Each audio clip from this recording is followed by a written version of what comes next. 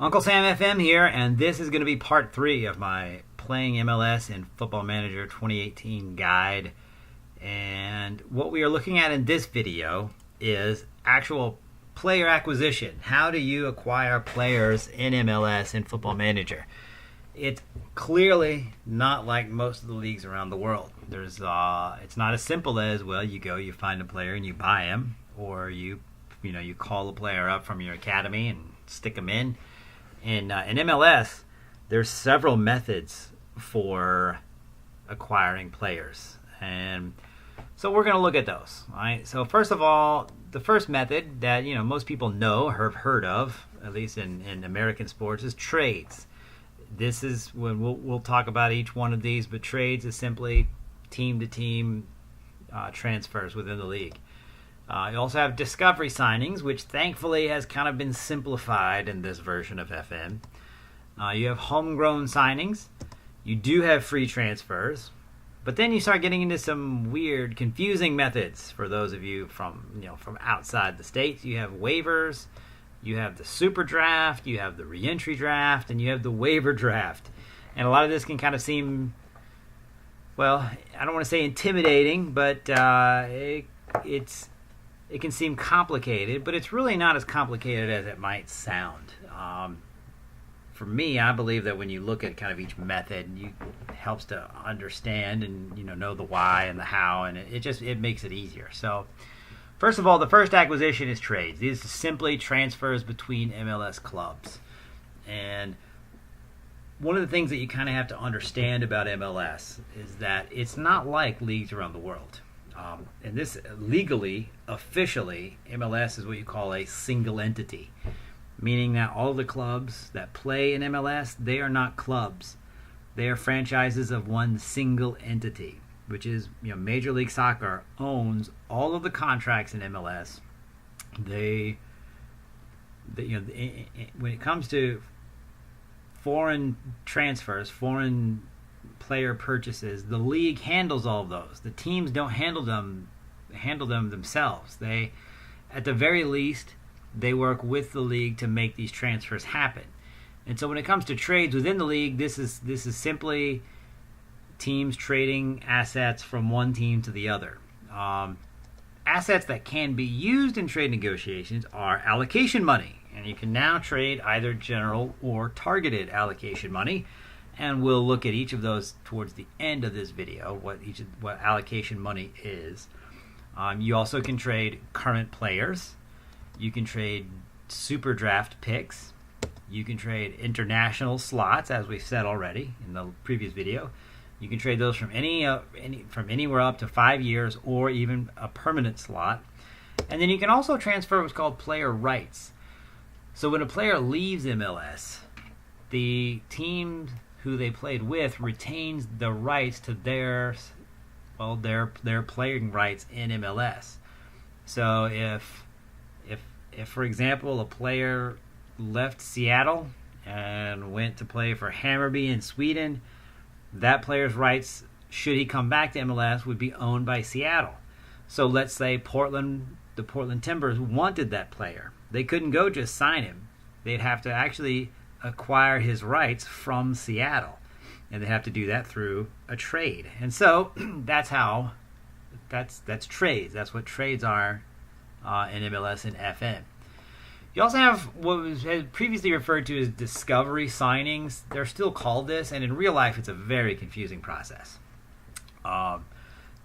Teams, they add players to the discovery list, and we won't get into all that. As far as FM goes, simply put, these are foreign transfers.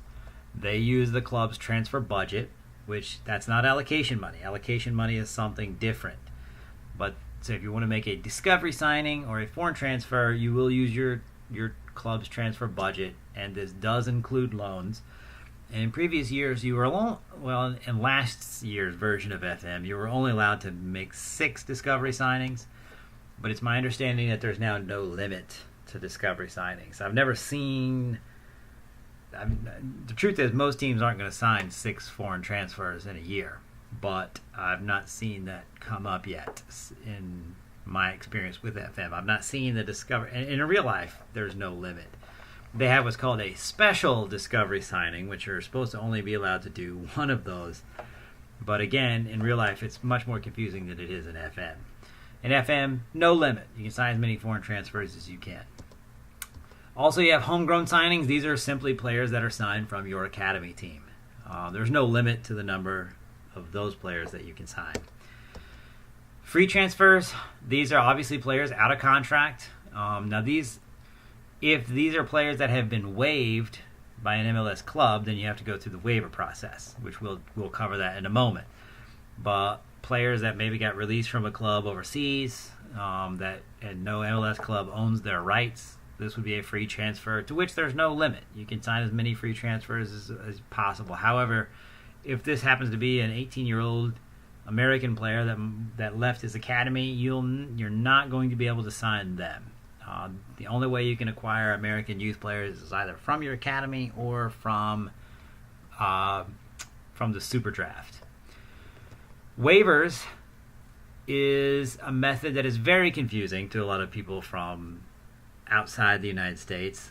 And a player that has been released from an MLS team is what's called placed on waivers. And so after a player has been released from an MLS team, teams will have 2 days after that player has been waived to make a claim. So let's just say player X gets waived from the Minnesota United FC club. So player X has been waived. FC Dallas makes a claim within 2 days. If they're the highest team in the waiver order, then that player will join FC Dallas. Kind of the hitch there is that you have to pay him whatever contract he was being paid by the team that waived him. So whatever Minnesota United was paying him, that's what you have to pay him. If the 2 days passes, then the player become a free transfer. So then you can go to him and negotiate a new contract. But obviously, if a player is good enough, sometimes players get waived because players can't afford the contract. And so obviously that means that they're probably a pretty good player. And so you've got that 2 days to sign him to make your claim. So if it's a good player, then there's probably going to be teams willing to pay that contract. And so the waiver order is actually determined by, it determines which club has the highest priority. So let's say FC Dallas makes a claim, but then Orlando City makes a claim. Well, if Orlando City is higher in the waiver order, then the player goes to Orlando City. And the waiver order is determined by how clubs finished in the previous season. So in that example there, that would mean, if Orlando City finished last in the league, then they're going to be the highest club in the waiver order. Now, if they're the highest club and they claim a player off of waivers and they sign that, they acquire that player, they now move to the bottom of the order. So the next team down then moves to the top. And so that's kind of how waivers work in American sports. The SuperDraft, this is another one that everybody outside of MLS knows, pretty aware of, pretty simple. It's made up of college and elite youth players. Some of these are college players who have graduated. Some of these are college players who left college early to join the draft because it looks like they're going to be a high pick and they got a good chance to get a big contract. Some of these are elite youth players that have signed a Generation Adidas contract, so they're skipping college altogether. And the SuperDraft is held every January. There are 4 rounds. Each team gets 1 pick per round. And the order of that draft is determined by the team's performance in the previous season, with the teams finishing at the bottom of the table picking first.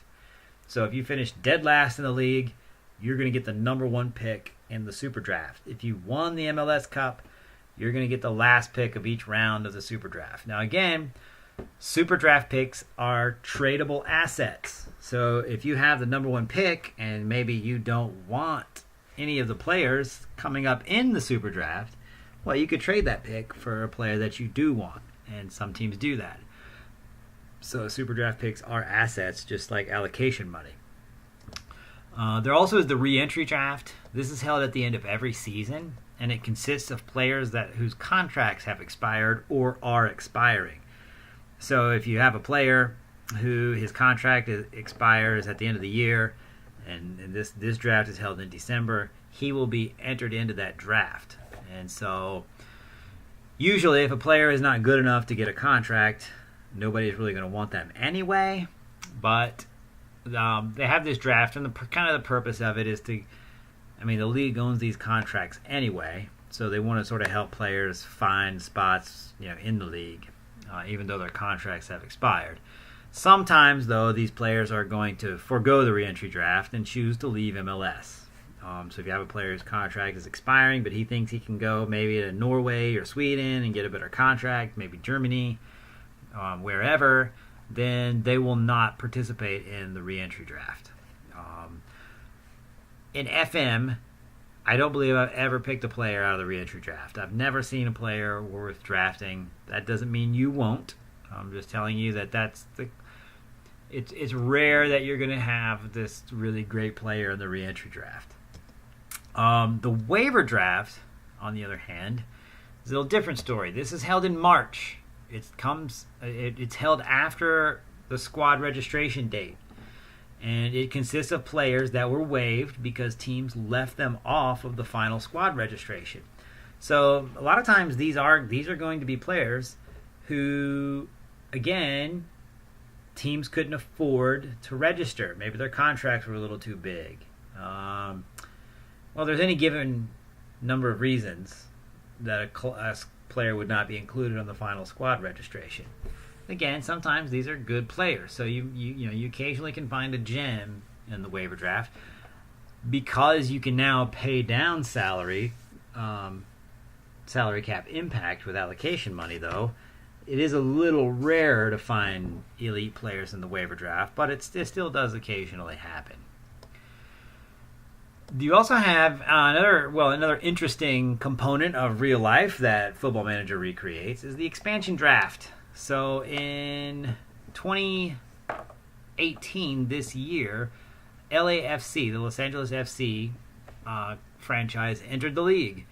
And so in Football Manager, you had the expansion draft held at the end of the 2017 season only. And this consists of players from MLS squads that were not placed on the protected list. Each team may protect 11 players. Now, some of your players are automatically protected. For example, I'm pretty sure that homegrown players are automatically protected. There's a certain rule about protecting international players and so on. But when it's coming up time for the expansion draft, if you are on an existing team, you'll have the option to choose 11 players to protect. And what that means is those 11 players cannot be chosen in the expansion draft. The rest of your squad, however, is placed in the expansion draft, which consists of 5 rounds. Each expansion team gets 1 pick per round. Now, going by default, what that really just means is that Los Angeles FC gets to pick 5 players from all the MLS clubs the players that are not protected. No existing MLS team may have more than 1 player selected, though. So if you are managing New York City FC, they can't take more than 1 of your players in the expansion draft. So once they pick 1 of your guys, all the rest of the squad is automatically protected. But it is kind of an interesting. It's a realistic component of the game it kind of adds to the fun of playing MLS and Football Manager. If you're LAFC, that means you get to pick 5 players from around the league that aren't protected. Most of the time, there's a lot of good players on that list, in that draft that you can pick. And if you're one of the existing teams, you've kind of got to be careful about who you leave exposed that LAFC might pick. And so it's a fun little nugget that they've put into Football Manager for the last couple of versions. So what assets do teams have that they can use? Well, we've already covered some of those, but first let's look at general allocation money. And the best way that I can think of to look at allocation money is to consider it monopoly money. In MLS, I guess if you think about it this way, if you're playing Monopoly with your friends, or really any game that uses cash, play money. If you're playing Monopoly with your friends, you're playing with the money that comes with the game. You're not pulling out cash. You're not literally collecting $200 or whatever the British equivalent, or wherever you're from. You're not literally collecting that money, that currency. You're collecting Monopoly money. So one way to think of MLS is it's kind of like 22, 23 clubs sitting around the Monopoly board, and they're playing Monopoly with Monopoly money. And that's what general allocation money is. They can, if they want to do business with somebody that's not playing Monopoly, then they use cash for that. That would be their actual transfer budget. But when they're making, trades, when they're doing business with each other, they're using that Monopoly money. And so that's kind of the best way to think of general allocation money. It can be used in trades. Obviously, we've kind of discussed that already. So you can use it to trade with MLS teams for other assets, such as players, player rights, draft picks, so on. Can be used for fees. So when you're signing fees or agent fees when you're engaging in contract negotiations. As we've already seen, you can use it to reduce the salary cap impact of a senior contract player. You can also use it to reduce the salary cap impact of a designated player down to $150,000, whether either from $480,000 or $240,000. So that's a good way to get good players on your squad while keeping their salary cap impact to a minimum. You can acquire general allocation money in several different ways. First of all, you get an allowance, right? The league gives you $200,000 of allocation money each season. And then you also have a portion of transfer fees for selling a player to a foreign club. So if you sell player Y for $1 million, you get some of that back in allocation money, because again, the league owns all the contracts. So really, it's not you selling a player, it's MLS selling a player. But MLS helps you by giving you allocation money that you can then use to play Monopoly or play MLS.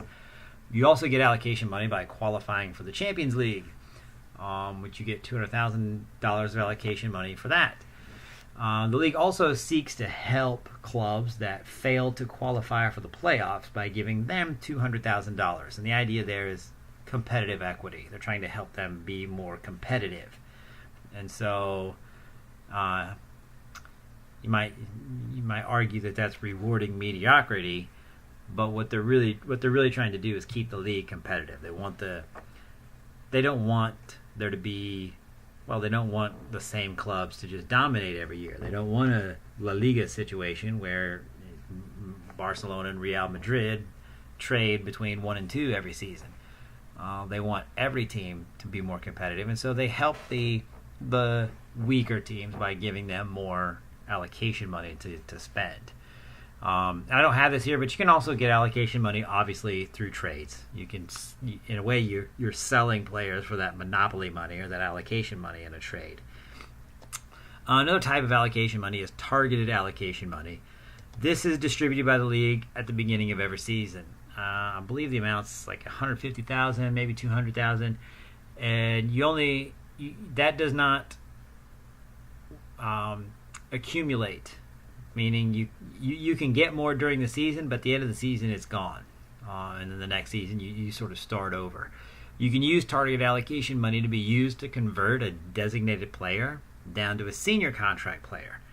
So what that allows you to do is it allows you to go sign a designated player, convert his contract to a senior contract player, and then you can go sign more designated players. So if you have enough allocation money, you can really build a strong squad. It can also be used to sign a player that's earning or would be earning more than the maximum wage. Again, the maximum wage is $480,000. If you've got a guy demanding $600,000 but you don't have any more DP slots open, you can use targeted allocation money to get his contract salary cap impact down below, down to the maximum wage. And so, Yes, it is. It can seem like a lot of moving parts, and it sort of is. But it's it's a lot of fun. All the moving parts makes MLS a fun challenge, especially if that part of the game is fun for you.